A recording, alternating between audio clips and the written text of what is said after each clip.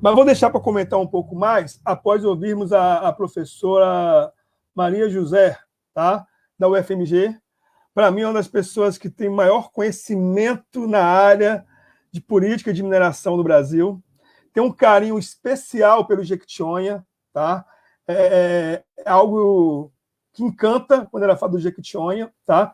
Então, professor Maria Saru, mais uma vez, muito obrigado por poder estar conosco aqui nesta noite. Tá? Muito obrigado. Com a palavra. Boa noite a todos. Na verdade, Rosandro, é realmente um prazer enorme. Embora eu não seja do Vale, eu tenho um carinho enorme pelo Vale. Atuei em processos semelhantes ao que nós estamos agora discutindo, há 20 anos atrás, mas que tinham outro foco, que era o foco das gemas. E desde aquela época, e a minha fala vai muito nessa direção, eu já achava que existia um grande equívoco na condução da exploração das gemas no Vale do Jequitinhonha. O professor Ademar falou nisso, e realmente a questão garimpeira, ela não se resolveu durante todos esses anos. Eu atuei com muitos garimpos de gemas aí, e sempre muito preocupada numa visão que era pouco integrada das gemas com outros minerais tão importantes que existiam naqueles pegmatitos, inclusive o que é o mote da nossa discussão hoje, que é o lítio, né? Há 20 anos atrás, o lítio não era o foco, né, das explorações minerais no Vale. Você tinha uma questão gemas, uma questão de feldspato, mas pouco planejadas em termos de deixar aquilo que o doutor Armando, o deputado doutor Jean, o próprio Ademar comentaram, que é deixar a riqueza para o Vale, né? E aí, Rosandro, eu, além de já agradecer muito, dar boa noite a todos que estão nos assistindo, eu acho que você foi muito feliz com o título desse seminário, porque, na verdade, ele é um título que ele exprime aquilo que se espera, né, de um seminário como esse. E por duas razões, basicamente. A primeira é que você foca na cadeia do conhecimento e não na cadeia do lítio, da bateria do lítio propriamente dito, né? A cadeia do conhecimento, ela é a base de sucesso de qualquer cadeia industrial, qualquer uma. Eu gosto muito de lembrar, porque eu acho que é muito emblemático para o nosso país, quando nós pensamos na Embraer, que é um caso de sucesso nacional, e não é à toa que ela nasceu em São José dos Campos. Ela nasceu em São José dos Campos porque ali tinha um polo de conhecimento, e foi, de alguma forma, orquestrado pelo Instituto Tecnológico da Aeronáutica, que era o ITA, né, que foi capaz de desenvolver uma série de tecnologias que levaram a própria Embraer ao lugar que levou, não só no país, mas no mundo, né? Essa cadeia, quando a gente fala também, e nessa preocupação muito desses impactos, sob o ponto de vista socioeconômico do Vale, dessa extração mineral, mas quando nós falamos em cadeia do conhecimento, principalmente quando essa cadeia do conhecimento se refere a uma indústria altamente tecnológica, né? Não precisa de colocar a apresentação, não. Acho que depois fica aí para quem estiver interessado, acho que eu prefiro ir falando. Então, é uma questão muito interessante. Eu fico imaginando o que seria hoje, se daqui a 1, 2 meses nós tivéssemos uma fábrica de baterias de lítio instalada no Vale. Provavelmente nós teríamos um contingente enorme de pessoas extremamente bem qualificadas tecnologicamente falando para atuar, causando um impacto na dinâmica social local considerável, né? E o que de fato estaria sendo empoderado deste conhecimento científico, tecnológico, etc., que estaria sendo aportado no Vale. Então, o importante é criar essa âncora do conhecimento, do aporte do desenvolvimento tecnológico no Vale. Bom, a segunda razão que eu acho tão importante no título desse evento é quando ele passa a incorporar minerais associados, né? Isso foi o que me levou ao primeiro trabalho meu, em 2000, no Jequitinhonha. O trabalho ele se intitulava Visão Integrada da Exploração dos Pegmatitos. O pegmatito é um tipo de rocha que ele tem essa particularidade de ter inúmeras riquezas minerais nele, não é só o lítio, né? O lítio, ele está sempre numa baixa concentração nos minerais, no pegmatito. Isto significa que vários outros minerais que têm valor econômico, que poderiam agregar novas indústrias, novas cadeias econômicas no Vale, não serão usados nas baterias de lítio. Tá? Então, eu estou levantando essas questões para ver o nível de complexidade que nós estamos falando quando a gente fala nessas baterias de lítio. O prefeito Ademar, eu anotei aqui, ele falou assim, não, a bateria de lítio que vai ser usada lá em Juiz de Fora não usa o nosso lítio, usa sim.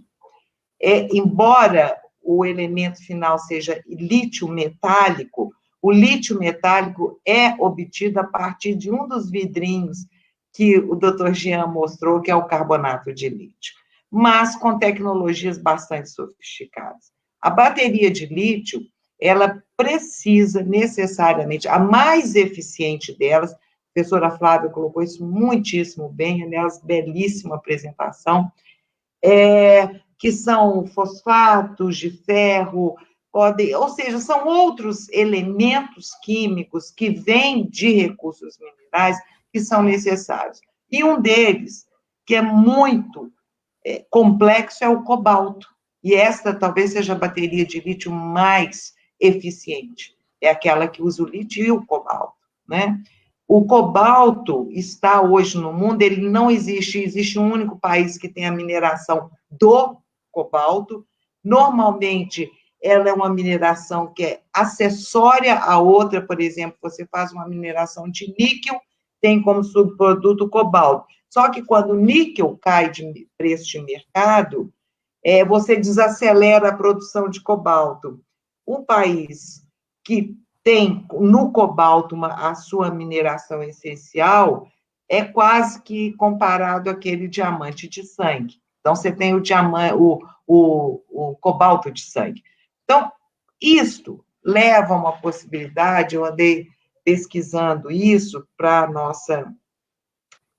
nossa fala de hoje, é que no mundo existem inúmeros projetos hoje pensando na substituição das baterias de lítio. É assim que o mundo tecnológico anda. E é numa velocidade imensa. Então, os nichos de oportunidade, eles não podem ser pensados, aliás, tomando uma fala da Flávia, muito bem colocada, foram anos de preparação desses países que hoje lideram a fabricação de baterias de lítio e de carros elétricos para chegarem onde eles estão. Alguns dados. A China, ela produz 62, só para ter uma ideia de qual é o mercado que nós estamos tentando nos inserir, tá? 62% das baterias de lítio do mundo são fabricadas na China. Se a gente juntar a China com Coreia do Sul e Japão, isso passa para mais de 90% das baterias do mundo. A China conseguiu chegar assim como? Política. Política pública, planejamento estratégico para o país, de muitos anos. Em 2007, a China já estava disponibilizando recursos para que empresas chinesas buscassem se associar a empresas mineradoras de lítio no mundo inteiro. Hoje, as empresas mineradoras de lítio da Austrália são parceiras, sócias das chinesas. Nos Estados Unidos acontece isso, ou seja, então nós estamos falando de um mundo que seria muito cruel para nós, que, mais uma vez citando a Flávia, não temos uma política de substituição dos nossos carros movidos a combustível fóssil por carros elétricos. Todas as iniciativas belíssimas que a Flávia colocou nos remetem, assim, são iniciativas, vamos dizer, próprias de estados, de municípios, de algumas indústrias, tá? E sempre agregadas ao desenvolvimento tecnológico, agregada a uma parceria com universidades, com centros de pesquisa. E é aí que eu acho que é onde a gente pode entrar, agregando um valor ao Vale, que entre lítio saia lítio, entre feldespato saia feldespato, entre no mercado o quartzo, saia daí o quartzo. É uma riqueza que ninguém tira e nunca ficará obsoleta no Vale, que é o conhecimento. Então, usar hoje desta questão, dessa pujança do lítio no mundo, essa sede pelo lítio, para tornar o Vale um centro de expertise, de referência no tratamento de minérios de lítio. Eu vou dar alguns exemplos para vocês. Como que o tratamento de minérios, ainda muito antes lá da bateria, é importante. O Vale, hoje, ele tem a chance de se tornar uma referência nacional em termos de disposição de rejeitos de minérios em pilhas. O país não tem esta, vamos dizer, essa expertise. O país, as empresas optaram há anos atrás a jogar tudo dentro de barragens. Brumadinho, assim, o desastre de Brumadinho, né, aquilo não permite mais que isso aconteça. Então, o Vale hoje tem pilhas de rejeitos. Ora, se o mineral de lítio ele tem baixa concentração, isso significa que, para obtê-lo, eu estou gerando grandes volumes de rejeito. Esses grandes volumes de rejeito vão estar dispostos em pilhas. Por que não criar essa expertise no Vale, né, de que ali um conhecimento sobre disposição de minérios em pilhas, com estudos geotécnicos específicos para dar estabilidade nessas pilhas, controle, monitoramento da segurança dessas pilhas. Eu estou dando apenas exemplos de conhecimentos que podem ser gerados no Vale a partir da própria extração do lítio, né? E uma outra questão que eu acho tão importante, sabe? Tem muito ainda em termos do beneficiamento do lítio, que é caro, não é um processo tão simples. Infelizmente, são processos de beneficiamento, eu ainda estou longe da bateria. E essas plantas, às vezes, elas são idealizadas no exterior, não são no Brasil. Por que não no Vale? A partir do momento que eu crie condições de conhecimento no Vale para que ele atue na melhoria desses processos, etc., na questão das pilhas, que eu já citei. Mas tem uma questão que não dá para não pensar, né? Eu que trabalho com essa questão da sustentabilidade, é a questão da possibilidade do Vale ser uma referência nacional em termos de tecnologias de aproveitamento de rejeitos de mineração. O pegmatito, de onde é extraído o lítio, é uma rocha que nos dá oportunidade para fazer isso. Junto ao lítio, que são esses minerais associados, que está no nome do seminário, né? existe uma riqueza enorme e que não é aproveitada. Riquezas que podem ter valor agregado dentro do Vale. Em 2000, eu lutei muito para tentar implantar uma fábrica, uma indústria cerâmica, e era uma indústria cerâmica de porcelanato, para aproveitar a riqueza dos feldspatos que existiam no Vale, né? E que eram todos saídos. Aí, o prefeito Adhemar, eu também via isso me incomodava terrivelmente, os caminhões enormes saindo carregados do nosso feldspato, indo lá para a indústria cerâmica de Santa Catarina, né? E eu cheguei a ir a Santa Catarina e perguntar para a indústria cerâmica: espera aí, vamos agregar valor no Vale, no mínimo, vocês não vão levar o feldspato bruto, compre o feldspato moído, etc. A resposta que eles me deram, e aí é uma política assim, nós não temos garantia de matéria-prima de feldspato no Vale. É o melhor do país. Ok. Mas ele é produzido no garimpo. E, muitas vezes, o garimpo é fechado, porque ele não trabalha formalmente, porque ele não tem a licença ambiental e assim vai. Então, faltou realmente uma política maior para formalizar tudo isso e ter uma arquitetura de um polo sustentável de mineração. Então, quando você passa a aproveitar os rejeitos do pegmatito na indústria cerâmica, na indústria vidreira, como remineralizadores de solo, é um grande apelo hoje nacional para os remineralizadores de solo. Pegmatito tem teor de potássio que pode ajudar na fertilização dos solos, parceria com a Embrapa para estudar isso, etc. Então, você começa a ter uma possibilidade de ser um centro de referência nacional, não existe outro. Eu conheço bem a mineração no país, que possa ser um centro de referência de uma mineração sustentável, porque o sonho da mineração sustentável se chama rejeito zero. E é muito difícil. Mas aí, com alguns investimentos, isso seria possível, tá?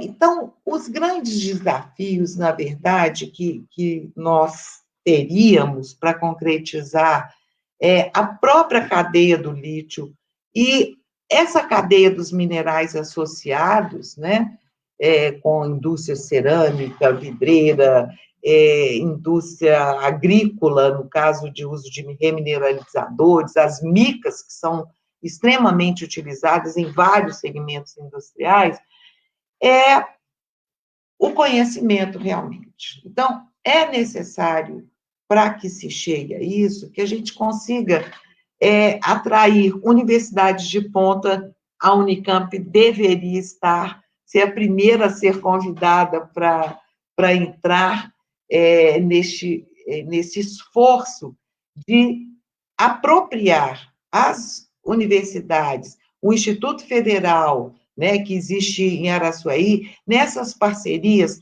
com as universidades do país, como de ponta, como é o caso da Unicamp, a USP, a UFMG, o UFJF, etc., numa grande parceria.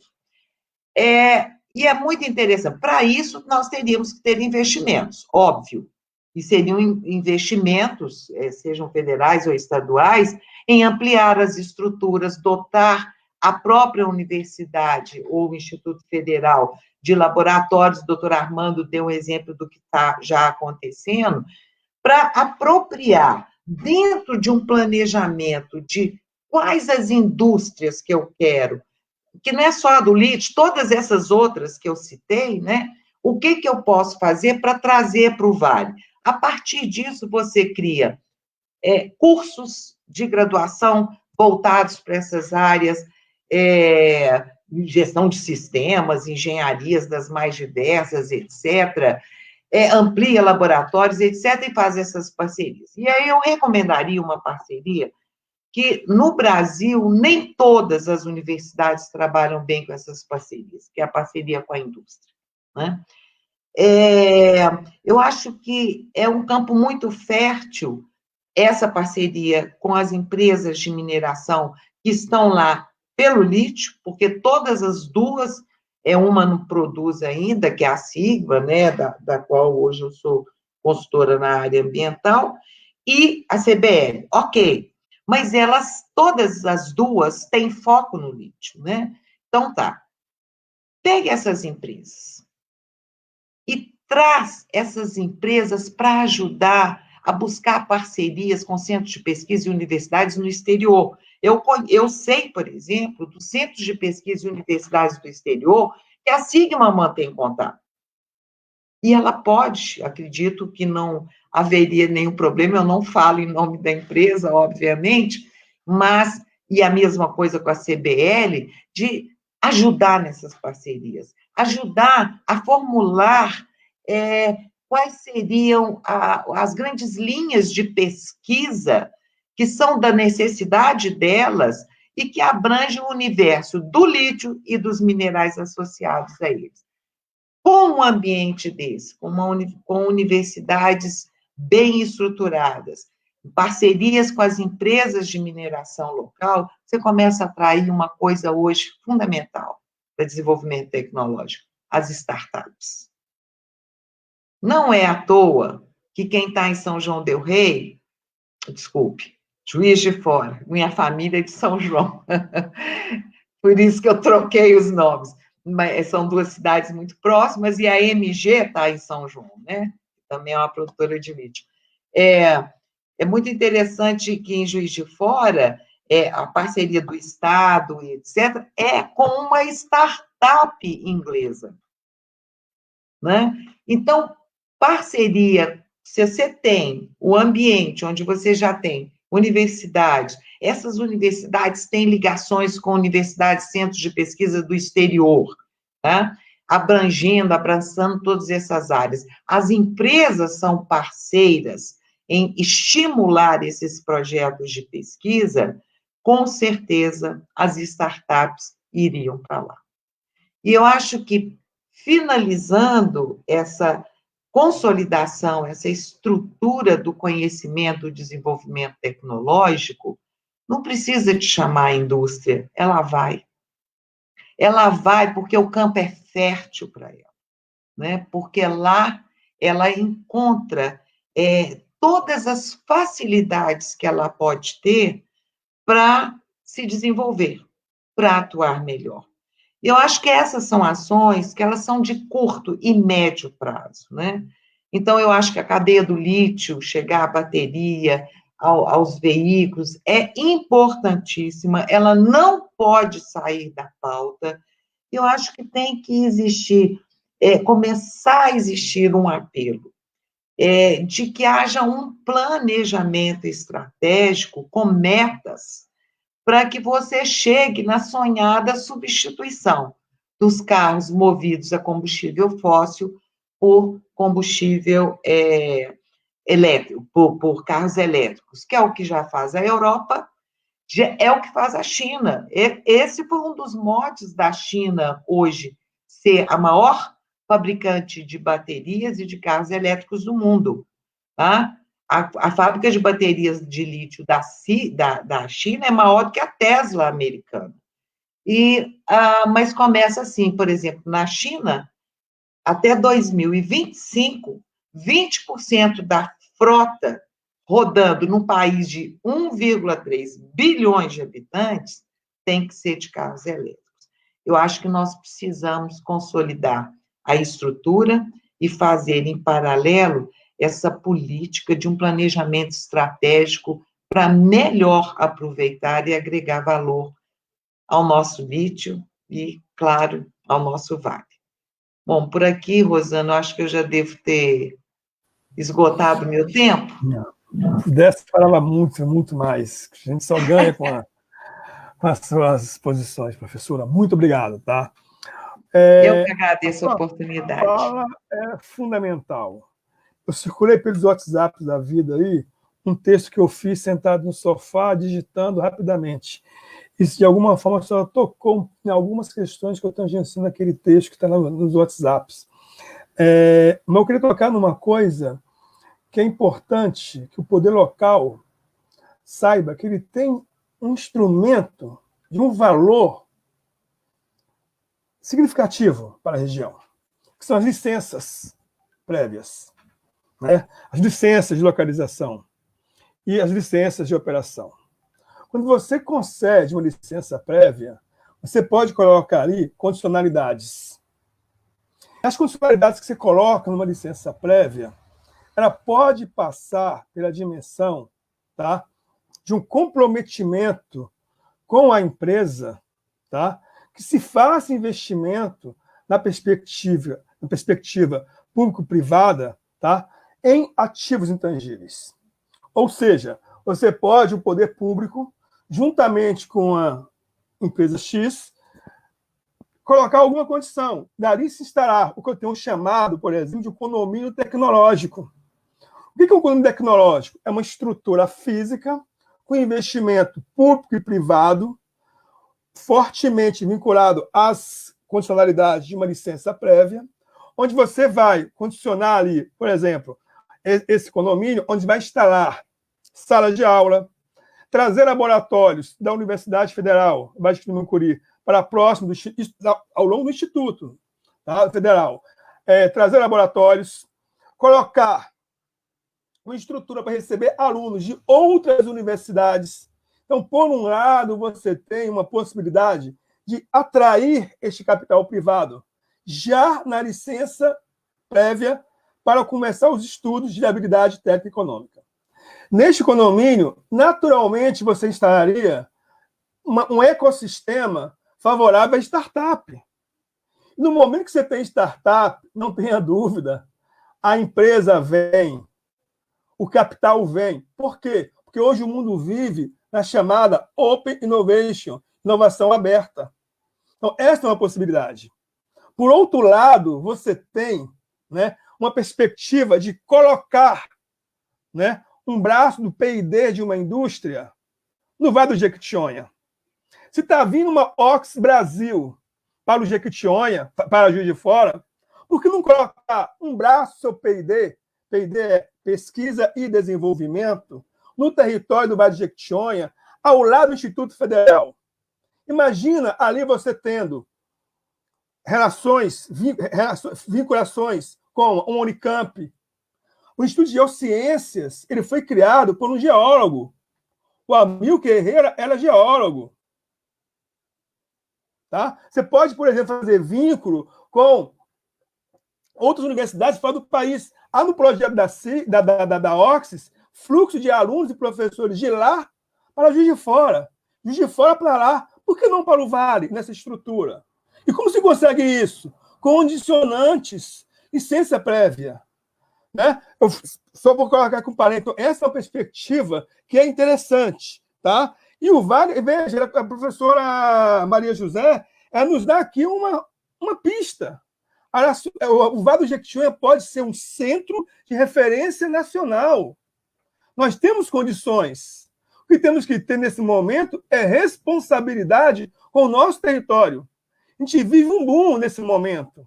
Ou vamos aproveitar este momento, né, e chegarmos à nossa tão liberdade, à nossa tão almejada liberdade, ou vamos ficar como um povo historicamente subordinado, sem autonomia. Então, esse é um momento importante que cabe essa reflexão. Tá?